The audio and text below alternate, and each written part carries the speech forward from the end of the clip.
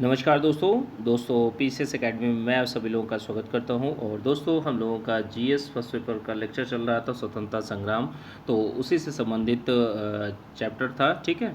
तो उसी से संबंधित लेक्चर को आज हम लोग देखेंगे और लगभग 12-13 पेजेस बचे हुए हैं, तो उसको 2 पार्ट में कर लेंगे। और इसकी पीडीएफ आप लोगों को जैसे ही चैप्टर कंप्लीट होगा तो आपको पेड व्हाट्सएप ग्रुप में मिल जाएगी, ठीक है। वीडियो अच्छा लगता है तो वीडियो को लाइक कर दीजिएगा और वीडियो को शेयर भी करा दीजिएगा। चलिए ज़्यादा देर न करते हुए लास्ट लेक्चर में हम लोगों ने लंदन में जितनी भी राजनीतिक संस्थाएं थी उनको हम लोगों ने देख लिया था।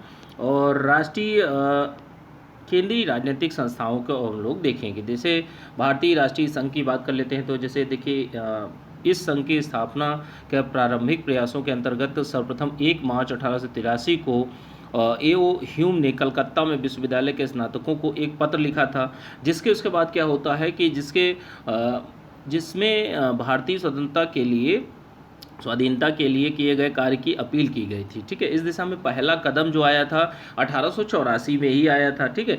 तब यह उठाया गया था कि जब मद्रास की अड्यार में थियोसॉफिकल सोसाइटी का अधिवेशन हो रहा था, ठीक है। इस सम्मेलन में ह्यूम के साथ में ह्यूम जो थे, ठीक है, तो उनके साथ में दादा भाई नौरोजी, सुरेंद्रनाथ बनर्जी आदि ने भाग लिया था, जिन्होंने 1884 में क्या किया था कि 1884 में भारतीय राष्ट्रीय संघ की स्थापना की थी। और जिसे 1885 में ही दादा भाई नौरोजी के सुझाव पर भारतीय राष्ट्रीय कांग्रेस के रूप में परिवर्तित कर दिया जाता है। तो ये भारतीय राष्ट्रीय कांग्रेस जिसकी स्थापना जो है 1885 में की जाती है, इसका पुराना बैकग्राउंड क्या था, किस तरीके से था, तो उसका परिवर्तन किस तरीके से भारतीय राष्ट्रीय कांग्रेस में होता है, इन चीज़ों के बारे में हम लोगों ने देखा, ठीक है।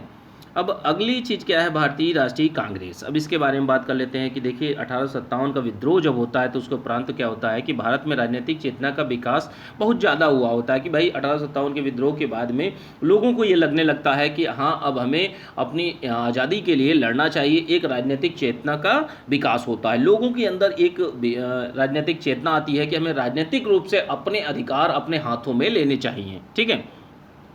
इसी दौरान क्या होता है कि भारत की जनता और ब्रिटिश शासकों के मध्य सामंजस्य के लिए एक माध्यम की आवश्यकता महसूस की जाती है। फलस्वरूप क्या होता है, एक ब्रिटिश रहते हैं ए.ओ. ह्यूम, तो भाई इनका कांग्रेस की स्थापना करने का बस ये रहता है कि एक लोगों को संतोष दिला देना कि हाँ, हम आपके लिए कर रहे हैं। तो इन्होंने क्या कर दिया कि एक संस्था जो थी भारतीय राष्ट्रीय कांग्रेस की, इन्होंने स्थापना कर देते हैं। फलस्वरूप क्या होता है कि ए ह्यूम नामक एक अवकाश पत्र एक ब्रिटिश अधिकारी रहते हैं और भारतीय नेताओं के साथ में 28 सितंबर 1885 को बम्बई में भारतीय राष्ट्रीय कांग्रेस की स्थापना की जाती है। इसका प्रथम अधिवेशन बम्बई के ग्वालियर टैंक स्थित गोकुल दास तेजपाल संस्कृत कॉलेज में होता है, ठीक है। इस अधिवेशन में लगभग 72 प्रतिनिधियों ने भाग लिया था। इसकी अध्यक्षता व्योमेश चंद्र बनर्जी ने की थी। और भारतीय राष्ट्रीय कांग्रेस की स्थापना से भारत में संगठित राष्ट्रीय आंदोलन की शुरुआत होती है, ठीक है। इसी के साथ ही इसी की स्थापना के पीछे कहा भी जाता है कि सेफ्टी वॉल थ्योरी जो है एक मिथक है, ठीक है। और इस मिथक में यह भी था कि ए.ओ. ह्यूम तथा उसके साथियों ने अंग्रेजी सरकार के इशारों पर ही भारतीय राष्ट्रीय कांग्रेस की स्थापना करते हैं। कि मतलब अंग्रेज लोग अपने आप का बचाव करते हैं कि लोग राजनीतिक रूप से जागृत ना हो, लोग हिंसा ना करें, लोग अधिकारों की मांग ना करें। इसके लिए सेफ्टी वॉल सिद्धांत दिया जाता है, ठीक है। और भारतीय जनता के पनपते असंतोष को हिंसा के रूप में, ज्वालामुखी के रूप में फटने से रोका जा सके। तो इसी के लिए भारतीय राष्ट्रीय कांग्रेस की स्थापना की जाती है। भारतीय राष्ट्रीय कांग्रेस की स्थापना की बात जहाँ तक बात आती है तो भारतीयों में बढ़ती हुई चेतना का परिणाम यह माना जाता है। प्रारंभ में ब्रिटिश सरकार ने कांग्रेस को अपना सुरक्षा कवच या सेफ्टी वॉल समझकर ही इस राजनीतिक संगठन का स्थापना करते हैं, ठीक है। किंतु बाद में अंग्रेजों का कांग्रेस से मोह भंग हो जाता है। क्यों भंग हो जाता है भाई? क्योंकि आपने तो सही के लिए किया, जैसे अपने बचाव के लिए कि हाँ भाई लोग हमारे ऊपर ना आए, इनसे पूछताछ हो, इनको लोग बोले जाके। लेकिन अंततः जब राजनीतिक जो भारतीय राष्ट्रीय कांग्रेस ही होती है तो यही पूर्ण रूप से जब सारे मुद्दों को उठाने लगती है तो इनका मोह भंग कांग्रेस से हो जाता है, ठीक है। सेफ्टी वॉल थ्योरी की परिकल्पना जो है 1916 में लाला लाजपत राय ने संभवतः जो कांग्रेस के उदारवादी और नरमपंथी पक्ष के प्रहार करने के लिए की गई थी, ठीक है। इस सिद्धांत के अनुसार भारतीय राष्ट्रीय कांग्रेस के आरंभिक नेताओं ने ए.ओ. ह्यूम को भारतीय राष्ट्रीय कांग्रेस में इसलिए शामिल किया था ताकि नव स्थापित भारतीय राष्ट्रीय कांग्रेस को ब्रिटिश कोप से बचाया जा सके। तो ये कुछ बातें कही जाती हैं, ठीक है। अब अगली चीज़ क्या है, कांग्रेस की स्थापना के उद्देश्यों को देख लेते हैं कि जैसे अपने स्थापना के वर्ष में ही भारतीय राष्ट्रीय कांग्रेस ने राष्ट्र से संबंधित महत्वपूर्ण प्रश्नों पर विचार करना प्रारंभ कर दिया। प्रथम अधिवेशन में पारित प्रस्तावों के अनुसार भारतीय राष्ट्रीय कांग्रेस का मुख्य उद्देश्य इस प्रकार घोषित किया गया था। कौन कौन से उद्देश्य थे कि जैसे देश के विभिन्न भागों में राष्ट्रवादी राजनीतिक कार्यकर्ताओं के बीच में मैत्रीपूर्ण संबंध विकसित करना, जाति धर्म प्रांत का भेद किए बिना राष्ट्रीय एकता की भावना को विकसित करना, मजबूत करना और जनप्रिय मांगों का निरूपण करना और उन्हें सरकार के सामने रखना। तो ये उद्देश्य थे।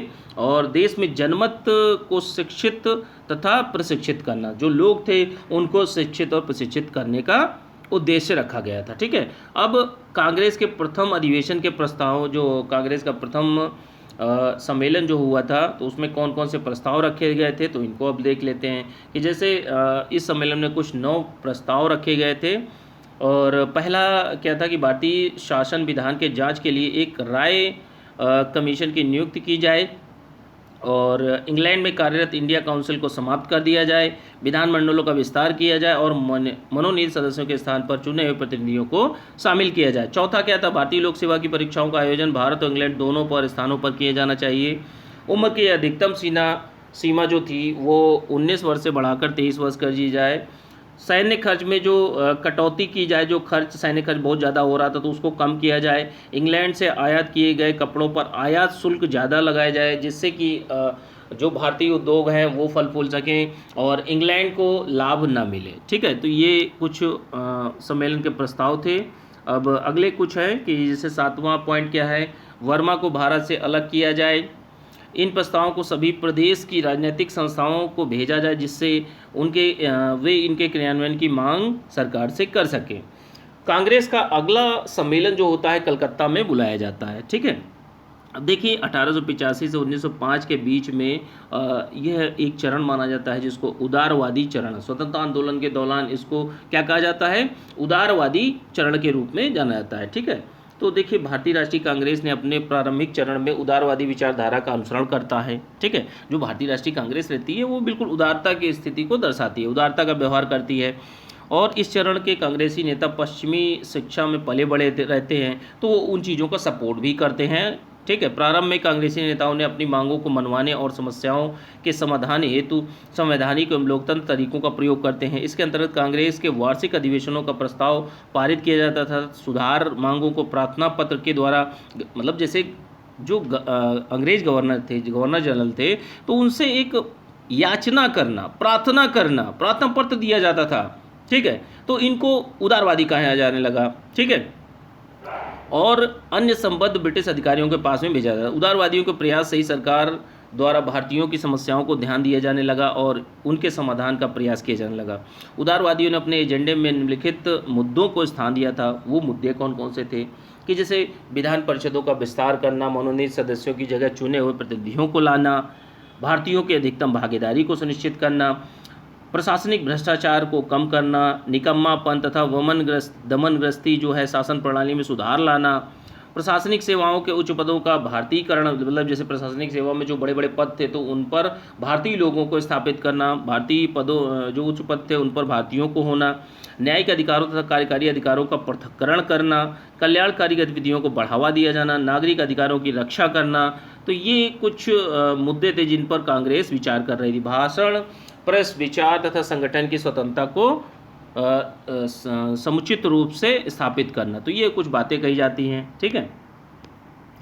अगली चीज़ क्या होती है, उदारवादी नेताओं में कौन कौन से व्यक्ति रहते हैं, जैसे फिरोज शाह मेहता है, दादाभाई नौरोजी हैं, दीनसा वाचा हैं, बिमोश चंद्र बनर्जी हैं, सुरेंद्र बनर्जी हैं, गोपाल कृष्ण गोखले अग्रणी माने जाते हैं। इस काल में कांग्रेस पर समृद्धशाली जो व्यक्ति थे, बहुत अच्छे अच्छे घरानों से व्यक्ति थे, बुद्धिजीवियों का, जिनमें वकील, डॉक्टर, इंजीनियर, पत्रकार, साहित्यकार, ये सब सम्मिलित थे।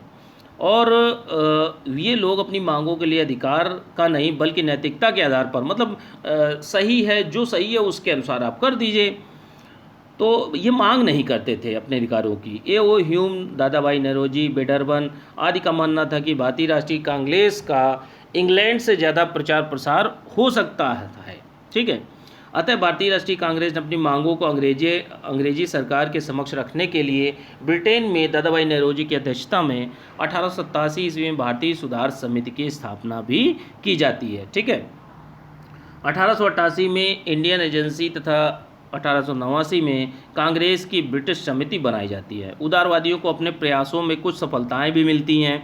अब जिसमें फलस्वरूप क्या होता है, जिनमें 1886 में लोक सेवा आयोग की स्थापना करवाई जाती है, वेलवाई आयोग की स्थापना की जाती है। 1892 में क्या होता है कि 1892 के एक्ट से जो भारत परिषद अधिनियम का पारित होना प्रमुख माना जाता है। उदारवादियों की सबसे महत्वपूर्ण उपलब्धि ये मानी जाती है कि व्यापक राष्ट्रीय जागृति एवं जनता के एक भारतीय राष्ट्र होने की भावना को जगाना।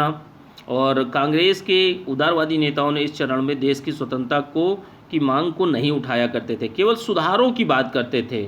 ठीक है। तो इसीलिए उग्रवादी जो नेता थे तो वो इस चीज़ का विरोध करते थे। उग्रवादी नेता में कौन कौन से थे? लाल बाल पाल कहा जाता है जो उग्रवादी क्रांतिकारी गुट के जो नेता थे। उदारवादी नेताओं की यह नीति कुछ उग्र विचारधारा प्रेरित कांग्रेसी नेताओं को पसंद नहीं आई। परिणाम स्वरूप उग्र विचारधारा का भी अभ्युदय होता है। ठीक है। शुरू में कांग्रेस नेताओं को शुरू में क्या होता है कि कांग्रेस के प्रति सरकार और रुख जो होता है वो उदारवादी है, लेकिन इसकी बढ़ती शक्ति और इसके द्वारा सरकार की आलोचना किए जाने के कारण इसके प्रति अब सरकार भी कठोर रुख अपनाती है। ठीक है। अब देखिए कांग्रेस का उग्रवादी चरण की बात कर लेते हैं। तो उग्रवादी चरण में क्या होता है कि जैसे ये भी 1905 से 1918 तक चलता है। और 1890 में क्या होता है कि 1890 ईस्वी के पश्चात शिक्षित भारतीयों की संख्या में वृद्धि होती है। साथ ही लोकतंत्र, राष्ट्रवाद, अमूल परिवर्तन के पश्चिमी विचारों के प्रभाव का भी विस्तार होता है। ब्रिटिश सरकार की दमनकारी नीतियां भी उग्र राष्ट्रवाद के उदय के लिए विशेष रूप से जिम्मेदार रही होती हैं। देसी समाचार पत्रों ने उग्रवादी विचारधारा का प्रसार जनता में किया था। बंगवासी, कलकत्ता, केसरी, पुणे और काल जैसे समाचार पत्रों ने कांग्रेस की उदारवादी राजनीति की कड़ी आलोचना की जाती है। तो किसमें? बंगवासी में, केसरी में और काल में। इन समाचार पत्रों में उदारवादी राजनीति की कड़ी आलोचना की जाती है। इसकी आलोचना करने वाले कांग्रेसी नेता जो है वो गरमपंथी या उग्रवादी गुट के व्यक्ति कहलाते हैं। ठीक है। नरमपंथी प्लस गरमपंथी, उदारवादियों को नरमपंथी कहा जाता है और जो गरमपंथी जो हैं वो जो उग्रवादी व्यक्ति थे, उग्रवादी प्रकृति के जो गुट में थे वो लोग थे। ठीक है। जो हिंसा के साथ स्वाधीनता की मांग करते थे। गरमपंथियों ने भारतीय जनता के स्वाभिमान जगाने के लिए सभ्यता, संस्कृति की गौरव की उभारना आरंभ किया। उग्र राष्ट्रवादी नेताओं ने उदारवादी नेताओं की प्रार्थना और विनय की प्रणाली पर प्रहार करते हुए जनता में स्वावलंबन, संगठन और संघर्ष का संदेश पहुंचाया। कुछ ऐसी अंतर्राष्ट्रीय घटनाएं ने भी उग्रवादी विचारधारा के प्रसार में महत्वपूर्ण योगदान किया। इन घटनाओं में मिस्र, फारस, टर्की की जनता को अपने स्वतंत्रता संघर्ष में सफलता मिली। इथोपिया द्वारा 1896 में इटली को पराजित कर देना, 1905 में जापान द्वारा रूस को पराजित किया जाना, इन चीज़ों से भी भारतीय लोग प्रभावित हो रहे थे और जो अंग्रेज व्यक्ति थे उनको भारत से भगाना चाहते थे। उग्र राष्ट्रवादी विचारधारा से प्रेरित अग्रणी नेताओं में लाल बाल पाल जिनको कहा जाता है, बाल गंगाधर तिलक, बिपिन चंद्र पाल और लाला लाजपत राय और अरविंद घोष प्रमुख थे। ठीक है। तो इनमें अब व्यक्तियों में सबसे पहले अरविंद घोष की बात कर लेते हैं। सर्वप्रथम अरविंद घोष द्वारा न्यू लैंपस फॉर ओल्ड 1894 में नामक यह एक पत्रिका और पत्रिका में उदारवादियों पर प्रहार किया गया था अरविंद घोष के द्वारा। ठीक है। बदलती हुई राजनीतिक परिस्थितियों में भी यह हुआ कि उदारवादी कार्य पद्धति का ब्रिटिश सरकार पर कोई प्रभाव नहीं दिखा। ठीक है। और उग्रवादी राष्ट्रवादी सोच रखने वाले कांग्रेसी नेताओं ने आगे बढ़कर राष्ट्रीय आंदोलन की कमान अपने हाथ में ले लेते हैं। अरविंद घोष ने अपने पत्र वंदे मातरम में जो बंगाल विभाजन हुआ था उसकी कड़ी निंदा की थी। फलतः उन्हें कैद कर लिया जाता है और बाद में उनके मानिकतुल्ला बम कांड में फंसाया गया। चित्तरंजन दास की मध्यस्थता से वह जेल से छूटते हैं अरविंद घोष। ठीक है। अब देखिए बाल गंगाधर तिलक, अब इन चीज़ों को हम लोग लास्ट लेक्चर में देखेंगे, और लास्ट लेक्चर के बाद में आप लोगों को जो इसकी पीडीएफ है दोस्तों, पेड व्हाट्सएप ग्रुप चल रहा है बीओ का एग्ज़ाम और यूपी पीसीएस मेंस 2019-20, तो इन सारे एग्ज़ाम के लिए बहुत ही ज़्यादा महत्वपूर्ण है। जो लोग भी बीओ का एग्ज़ाम यानी ब्लॉक एजुकेशन ऑफिसर, जो खंड शिक्षा अधिकारी की जो वैकेंसी आई उसके मेंस का बैच ज्वाइन कर सकते हैं।